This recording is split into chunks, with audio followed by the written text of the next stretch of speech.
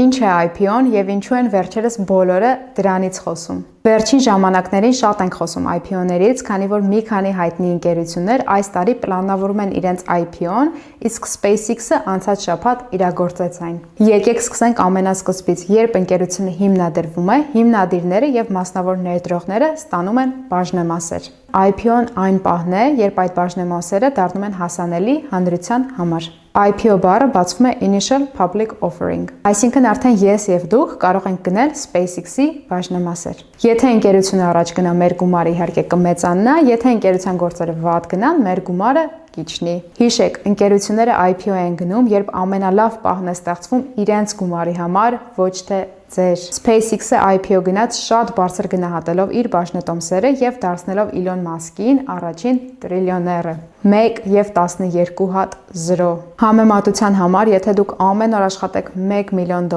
այսինքն տարեկան $365 միլիոն,